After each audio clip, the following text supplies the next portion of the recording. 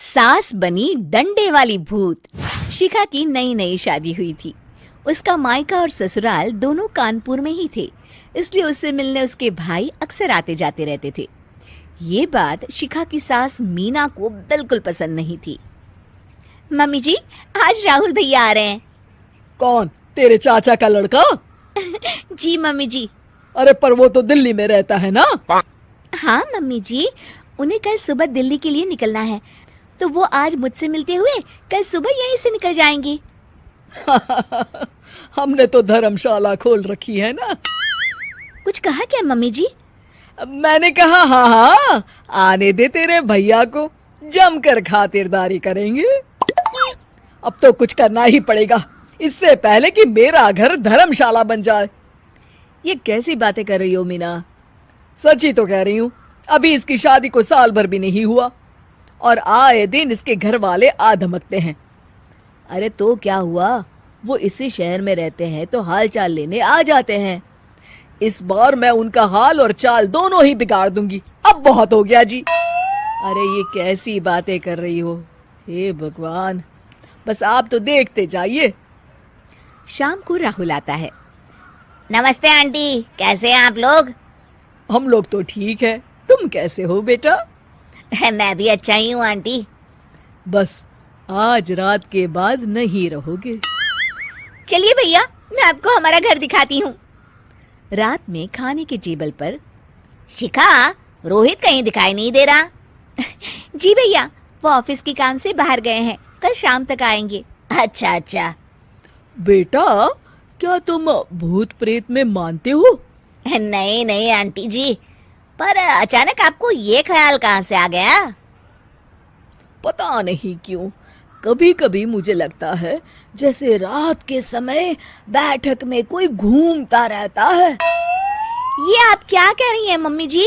हाँ, तुम लोग घबरा ना जाओ, इसलिए मैंने आज तक इस बारे में कुछ नहीं कहा। ये आपका वहम होगा आंटी जी, ऐसा कुछ नहीं होता। हो सकता है। चलो अब मेरा सोने का टाइम हो गया है तो चलती हूँ मैं। शिखा बेटा, राहुल के सोने की व्यवस्था वहीं दीवान पर कर देना। जी पापा जी। अब चलिए भी। अच्छा, तो बैठक में सोने वाले हैं साहबजादे। क्या बड़बड़ा रही हो? कुछ नहीं, आप सो जाइए। मीना और महेश के सोने के बाद शिखा और राहुल आपस में बात कर रहे होते हैं, तभी डोरबेल बजती है। अरे आप! सरप्राइज! काम जल्दी खत्म हो गया तो मैं आज ही चला आया। ये तो बहुत अच्छा किया। देखिए राहुल भैया भी आए हुए हैं, आप दोनों का मिलना भी हो जाएगा। कैसे हो रोहित? मैं तो ठीक हूँ भैया। शिखा, मैं भी आज यहीं सो जाता हूँ, राहुल भैया से बातचीत भी हो जाएगी। अच्छा अच्छा, ठीक है।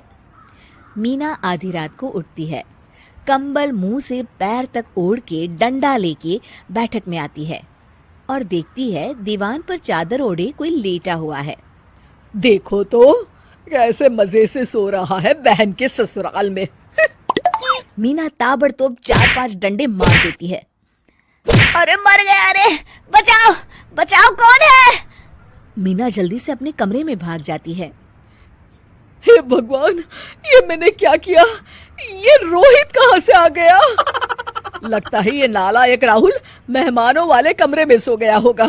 आज तो इसकी खैर नहीं। उधर बैठक में, अरे क्या हुआ रोहित? मैं बाथरूम में था, तुम्हारे चिल्लाने की आवाज सुनी। पता है भैया, मैं सो रहा था, अचानक से कोई आकर मुझे डंडे मारने लगा। ये क्या कह रहे हो? लगता है तुम भी आंटी की तरह भूत प्रेत में मानते हो। नहीं नहीं भैया, सच में कोई आया था। मैं तो जा रहा हूँ मेहमानों वाले कमरे में सोने के लिए। इस समय अपने रूम में जाऊंगा तो शिखा की नींद खराब हो जाएगी। ठीक है भाई, जाओ तुम, जहाँ तुम्हारा भूत डंडा लेके ना आ सके। थोड़ी देर बाद मीना कंबल ओढ़ के डंडा लेकर मेहमानों वाले कमरे में पहुंच जाती है। वो बिस्तर पर सोए रोहित को फिर डंडों से मारने लगती है। अरे मर गया! अरे मर गया! तू भूत प्रेत में नहीं मानता ना? ये ले, अब डंडे खा। हैं?